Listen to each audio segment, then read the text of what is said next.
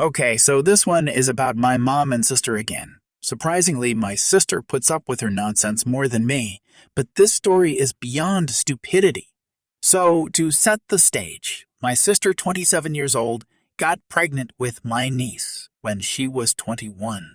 At the time, she had no job and lived with my grandpa. My entitled mother took her to the bar for her birthday, got her drunk, and left her alone. You can guess what happened. Well, after adopting and raising me and my sister, Grandpa didn't want more kids in his house, which was understandable since he was getting old and needed to retire. And there was a whole reason he didn't want to help my sister. Anyways, the entitled mother decides to take advantage of this. She volunteered to move out with my sister to help with bills and getting a small apartment. My sister was excited, thinking it would be better than giving her baby up, so she took it. Well, 5 months after my niece was born, they have a small apartment and my sister is miserable. My entitled mother keeps quitting jobs and making my sister pay for everything with her small paychecks. But my entitled mother is making it seem like she is the victim, like always. Sister is going nuts but can't leave because she can't save money. Entitled mother makes sure of that. For 4 years, she made my sister's life hell, making her clean, work, and pay for everything and destroying her credit in the process. Finally, sister couldn't take it. She gave her daughter to her baby daddy to live with him for a bit. The guy turned out to be an amazing father and a nice guy, and she moved back in with Grandpa, leaving my entitled mother alone in that cramped trailer full of boxes of junk. My sister's health had taken a dive while living with our mother, but now she is doing better and getting proper health care. She is staying in my old room since I left a lot of my stuff there for her to use, and my niece is much safer away from our entitled mother. In the end, our entitled mother lost contact with her daughter and rights to see her niece because she was a freeloading jerk who refused to take proper care of a child in her care, leaving them around dangerous people and in dangerous situations.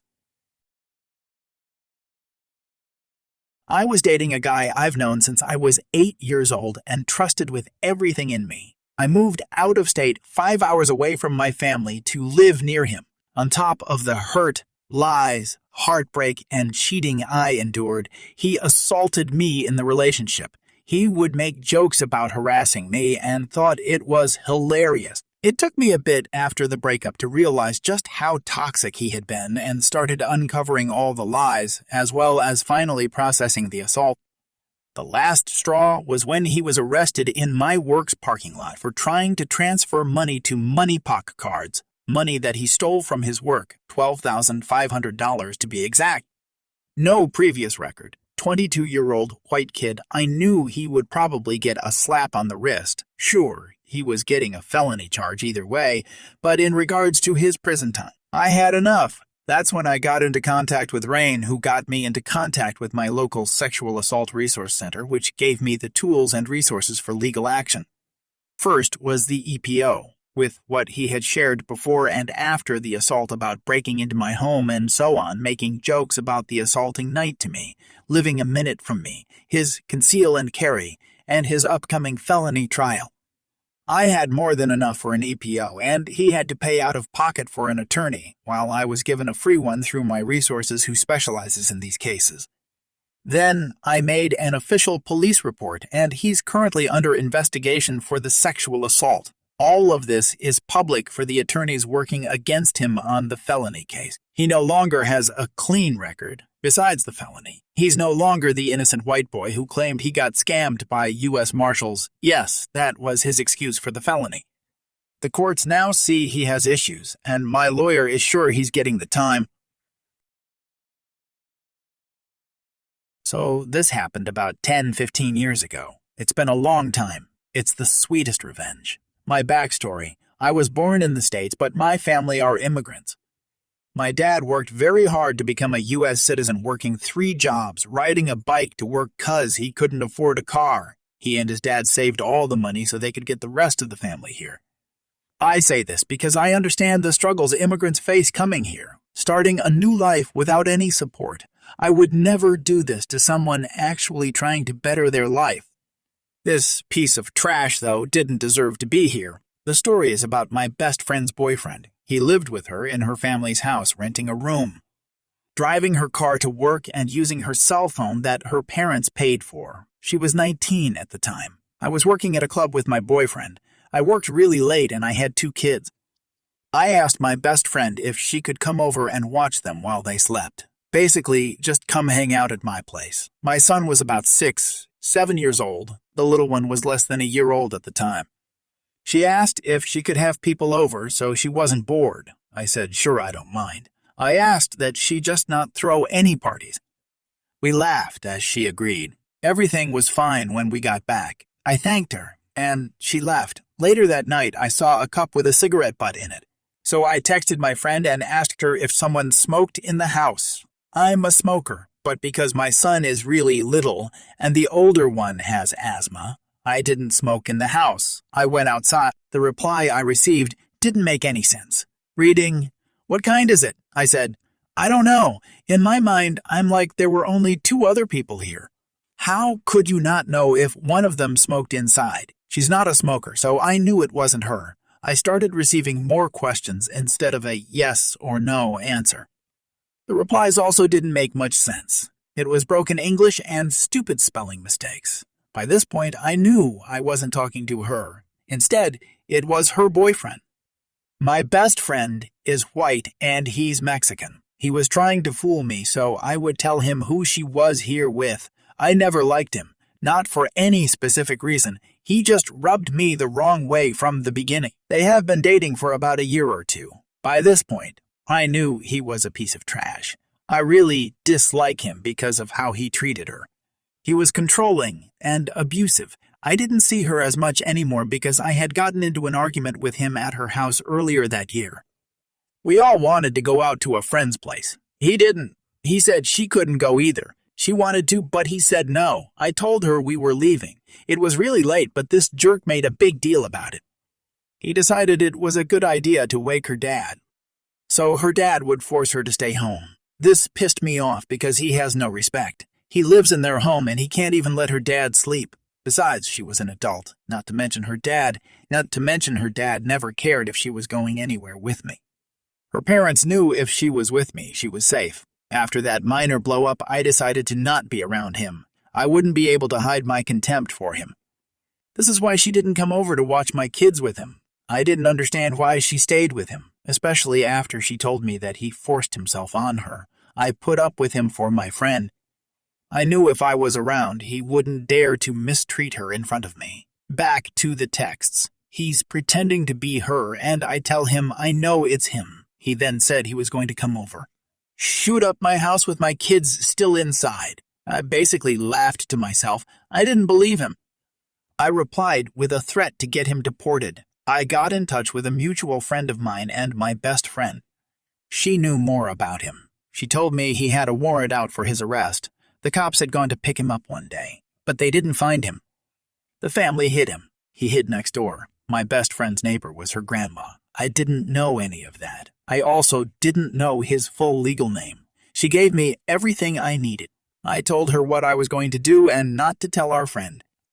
I called the cops and gave them his location, everything they needed to know so they wouldn't miss him. They actually picked him up the same night. I then called ICE. He was put on ICE hold.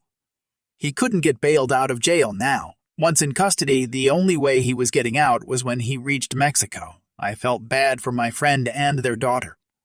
I knew she would probably never see him, but I believe I did her a favor. I ended up telling her what I did not long after. I didn't want her to find out through someone else and get even more upset with me. It's been so long since then. She never said she was mad about it. I'm sure she was, though in the beginning. In the end, I did her a favor. Her life has completely changed in a good way. Her daughter has a better father now, someone who takes care of both of them. That jerk lost everything he owned, lost his girl, side chick, and was arrested and deported. He also lost any chance of having any real relationship with his daughter. I did hear that he came back, but it took about 10 years. Their daughter was less than a year old. She's about 13 now. I believe he's met her once since all this happened. He got to see the great life she has without him in her life. I worked in fast food for years. I was a manager at a popular fast food chain, and the chain I worked at was kinda relaxed about a lot of things. During lunch dinner rush, our drive-through, DT, was packed, no less than 10 cars waiting at a time, and our lobby was just as busy with a line to the door. I would cover DT because it was simpler for a manager to be in DT because we had a manager card that corrected or added things to the order if they decided to add something at the window. At least 4 times a shift, I would have people yell at me while they were at the speaker that the line was going too slow. My DT times were top 3 out of all the stores in the city every shift, meaning our line moved faster than the other 25 or 23 stores. When they get to the window, they'd complain some more that I'm late for work or the drive-through is supposed to be faster than going in or stuff like that. When you pay with a card, be it credit or debit, 2 receipts will always print out, one that has a signature line and one that says customer copy. We had to collect every receipt throughout the day so we could put them designated by months in a box in the office and 3 months later, toss it. No receipt needed to be signed. It was just there from when credit cards were still new and no one bothered to change it for the last 30 years. Basically, if you were rude or in a rush and pushy, I would take my time for the receipt to print, tell them I needed a signature, and then fumble for a pen for like a minute and then have them sign it. Again, it didn't need to be signed, and I only did it to jerks and every time they'd get upset with me because this has already taken forever. I never broke my smile or upbeat demeanor. I never raised my voice. I never talked down to a customer. I simply wasted an additional minute or 2 of their time. Eventually, I told my boss about how I did that, and it became this unofficial store policy to make jerks sign their receipts. I just saw a post on here which reminded me of something I experienced a few weeks ago. I have a friend who is blind and uses a guide dog to get around. She was on a train exiting at a main station, and we had just texted so she knew by chance that I was also at that station. She called me and said I needed to help her while she was exiting the train. Someone forcefully ripped the harness out of her hand. She knew her dog was close by. She could hear him barking, but he didn't return to her as he normally would in instances when she'd dropped the harness. I rushed over to the platform she was on and saw her standing there helplessly. Then I saw the dog. He was held by a woman and a kid tried to pet him, but he barked and tried to get away. I ran to my friend, told her I could see him, led her to a nearby bench where she could sit down, and then I went to the woman. I said, "Hey, sorry, could you please give that dog back? It's a guide dog." She snorted and said that she'd seen my friend use a phone, so she's obviously not blind and doesn't need the dog, and her kid just wanted to pet the dog. The dog knows me, so he tried to get to me. I told her that my friend uses a special accessibility software on her phone and to please give me the dog. Then the kid started throwing a tantrum. That caught the eye of a train service woman who came over and asked what the fuss was about. The mother tried to claim that the dog was hers. I said, "That's nonsense. It's obviously a guide dog. If he was theirs, then firstly, why would he try to get away from them? And secondly, they should have his papers on them, and that my friend had all her papers on her." The train service woman said that the harness could also be a fake one he was wearing for a joke, and that maybe he was trying to get away because I frightened him. I then said, "Okay, do they know his name? He is trained to respond to his name in a special way, tail pointed right up, ears straight up, and coming to stand right next to you. And if they called him by name and he did that, it would amaze me. But I knew he would when I did. I once made the mistake of calling him by name when he was off-duty playing with me, as he is allowed to a few times a day when my friend knows she's safe and will stay in a spot for a while. Obviously, they didn't know his name, but when I called him, he put his ears and tail up and tried to come to my side. The train service woman then called the police. We have some policemen at every main station, and they first handed the dog back to my friend, and then they had a look at the cameras. That woman snatched away the harness right as my friend was exiting the train. It's a wonder she didn't get hurt. That's why they pressed charges for assault. But the woman only got to pay a fine in the end because it was her first offense.